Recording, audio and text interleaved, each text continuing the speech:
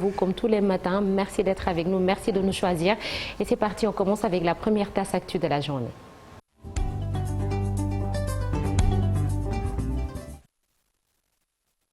Politique pour commencer, Cheikh Tidiane Diao, Pape Djibril Fall accuse les militants du parti Pastef de l'avoir hué sur la place de la nation. Le leader des serviteurs qui a fait face à la presse hier soutient que ce sont des militants donc de Pastef qui également surfent sur la fibre ethniciste, ce qui selon lui n'a pas sa place dans un pays comme le Sénégal. Je vous propose d'écouter des propos traduits par Marcel Maron.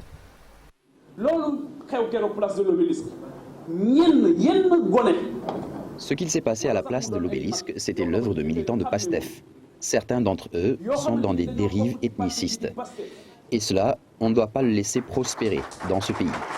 C'est aussi de la faute de Macky Sall, qui a parlé du Fouta comme son titre foncier. Ça n'existe pas au Sénégal.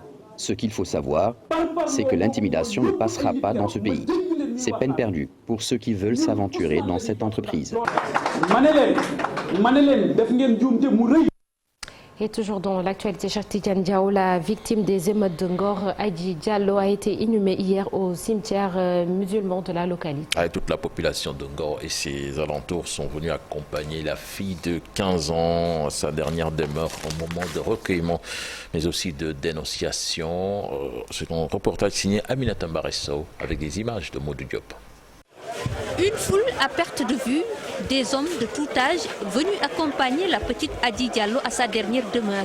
La jeune fille âgée de 15 ans est inhumée ce jeudi au cimetière musulman de Ngor. C'est une petite fille à la fleur de l'âge qui est partie, une petite fille qui est en classe de CM2, qui est partie dans des circonstances très dures et très difficiles. Et vraiment nous associons à la douleur de la famille en tant qu'habitant d'Ngor, en tant que membre de Ngor, mais également en tant que de l'association olympique d'Ngor. Cette journée de tristesse, cet après-midi de tristesse, toute la population sénégalaise, ou en particulier la population Lebou, s'est réunie ici aujourd'hui pour enterrer leur fille, qui est morte dans des circonstances vraiment atroces et que nous dénonçons aujourd'hui. Adji Diallo, c'est cette fille tuée à Ngor au cours des affrontements entre forces de l'ordre et population. Élève en classe de CM2, Adji Diallo est décrite par des voisins comme étant une fille polie, respectueuse. Je connaissais Adji Diallo, j'habitais juste à côté de chez elle, mais je sais que c'était une fille respectueuse de ses aînés, très polie, qu'Allah l'accueille en son paradis. Après avoir vu ce qui s'est passé aujourd'hui avec l'enterrement de cette fille, on est marqué à jamais. On ne peut plus effacer ça. Maintenant, ça aussi, ça veut dire quelque chose. Cela veut dire tout simplement que la cohabitation est impossible avec la gendarmerie. Son décès remonte au 9 mai dernier suite aux affrontements relatifs à un conflit foncier. La population de Ngor s'opposait à l'érection d'une brigade de gendarmerie dans leur localité. Dans le rapport d'autopsie, la présence de 2 particules métalliques dans la tête, la foule venue accompagner la fille à sa dernière demeure plaide pour que des événements de ce genre ne se reproduisent plus dans leur localité. Et puis mort du jeune garçon Pape Amadou Keïta de Kormbaifa, l'autopsie fait état d'un projectile qui lui a transpercé le poumon gauche selon le rapport du médecin légiste. Une information qui infirme donc la thèse du ministère de l'Intérieur qui avait parlé d'une mort causée par arme blanche. La vive tension qui règne à Ziguinchor n'a pas épargné les hôpitaux accusés sur les réseaux sociaux de faire usage d'ambulances pour transporter des forces de l'ordre ou encore dénoncer des patients blessés lors des affrontements avec les forces de l'ordre. Le SAMES local s'inscrit en faux contre ces allégations et pointe une volonté de nuire à ces professionnels assermentés. Le SAMES, section Ziguinchor, donc appelle à mettre fin à une telle pratique et assure que les médecins seront toujours veillés sur les principes qui gouvernent l'exercice de leur profession. Nous écoutons le docteur Diama Sakho, interrogé par Lamine Ba et Lamine Magnan dans ce sujet. Depuis le 15 mai dernier, l'accès aux 2 hôpitaux situés dans cette zone géographique, à savoir l'hôpital de la Paix et l'hôpital régional de Ziguinchor, est bloqué par des manifestations avec l'érection de barrages routiers. La devanture de l'hôpital de la Paix est le théâtre d'affrontements entre manifestants et forces publiques, exposant ainsi les malades, leurs accompagnants ainsi que le personnel soignant à une inhalation forcée de gaz lacrymogène, dont certains atterrissent même dans l'enceinte de l'hôpital. Par ailleurs, nous nous offusquons face aux accusations graves concernant le refus de soins des manifestants, mais aussi la livraison de ces derniers à la police. Ces accusations ne reflètent en aucun cas notre engagement professionnel, ni nos valeurs déontologiques fondamentales qui sont basées sur l'impartialité professionnelle sans aucune distinction sociale, politique, le respect scrupuleux du secret professionnel et la primauté absolue accordée à toute vie humaine dans la dignité.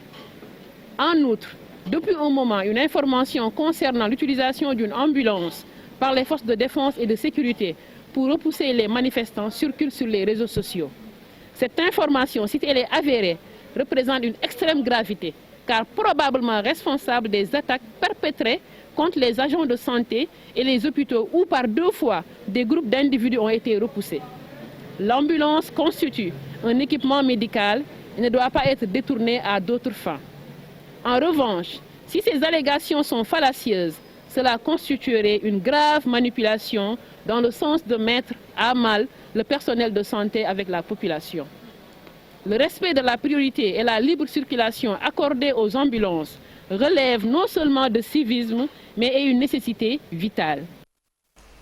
La situation à Ziguinchor, notamment dans le secteur de l'éducation et de la santé, on en reparle tout à l'heure dans l'actu commenté. La CAN U17 Cheikh Tidiane Diao, les Lionceaux à la conquête du titre continental ce soir face au Maroc. Une première donc à ce stade de la compétition pour les Lionceaux, très motivés pour garnir leur palmarès selon le sélectionneur qui leur réclame d'avoir de la patience sur la pelouse. C'était à l'occasion donc de la conférence de presse de veille de match, compte rendu signé Cheikh Sadibou Diarra avec des images de la FSF TV. L'équipe nationale U17 de football du Sénégal face à son grand défi, remporter la CAN de la catégorie ce vendredi soir. En finale, pour la première fois de son histoire, elle doit battre son homologue du Maroc. Ça reste un moment pour les joueurs d'inscrire leur nom un peu sur l'histoire de cette Coupe d'Afrique. Extrêmement important. Comme on dit, une finale, ça ne se joue pas, ça se gagne. Je pense que les gens l'ont compris. Ils veulent marquer l'histoire du Sénégal, ils veulent marquer l'histoire en U17. Et ça passera par faire un excellent match contre le Maroc. Ça va être un match âprement disputé. Je pense que le Maroc, ça c'est notre 3e confrontation en moins d'1 an. On a fait 3 amicaux contre chez eux. Ils nous ont gagné une fois, on a gagné une fois, on a fait match nul. Donc quelque part, ça va être une finale aussi entre nous. Et je pense que dans cet aspect, nous, on est prêts parce qu'une finale, encore une fois, c'est un match qu'il faut gagner, c'est un match qu'il faut donner tout ce qu'il a. Parce que derrière, voilà, il y a un trophée qui est là, il y a une autre qui est là, il y a une dynamique qui est là à conserver. Les Lionceaux sont tout de même conviés à ne pas mélanger vitesse et précipitation. Au-delà des aspects techniques, tactiques, ce qui est plus important, c'est l'envie, c'est la détermination, c'est le fait de vouloir surpasser son adversaire. Et ça sera beaucoup d'efforts, ça sera beaucoup de détermination, beaucoup d'abnégation dans le jeu. Je pense, quelles que soient les considérations sur le plan technique, l'essentiel, ce sera eux qui soient très motivés, qu'ils veuillent gagner ce match. Et je pense que c'est ça qui fera la différence dans ce match. Maroc, très bien, nous, on a pris un but, Maroc a pris 2 buts sur stratégie, nous sur stratégie. Ça veut dire que c'est 2 équipes voilà, qui savent défendre, qui savent comment s'organiser collectivement. Maintenant, ce sera à nous d'être patients. La clé de ce match sera d'être très patient. La finale de la CAN U17 Algérie 2023, c'est ce vendredi à partir de 21h. Une occasion pour le Sénégal ou le Maroc d'inscrire leur nom au palmarès des vainqueurs dans cette catégorie. Merci, cher Sadibou Diarra. Donc, bonne chance à nos Lionceaux pour ce soir, pour aller chercher ce nouveau titre de champion d'Afrique sur la date. C'est cela, face au Maroc. Cheikh Tidiane Diao, merci. Rendez-vous tout à l'heure pour le journal en Wolof et ce sera sous forme de brève. Toujours dans la première partie de l'émission, ce 19 mai, nous parlons d'une affaire qui a secoué la 13e législature. 2 députés accusés de trafic de passeports diplomatiques ont été condamnés. Boubacar Biaye et Mamadou Mamadou Sall. C'était le 19 mai 2022, un an après les faits. Nous revenons sur le sujet. Et puis le débat sur le retour de la peine de mort est agité très souvent dans des pays où la criminalité ne recule pas. Amnesty International a publié un rapport sur l'état de la peine de mort à travers le monde. Martial Farba-Maroun y consacre sa rubrique du jour. Et puis, de quoi est-il le nom? Ce vendredi, nous irons à Mbour et Ndaye Mati Dieng sera notre guide pour la découverte d'une localité qui s'y trouve. Tout de suite, l'actualité internationale.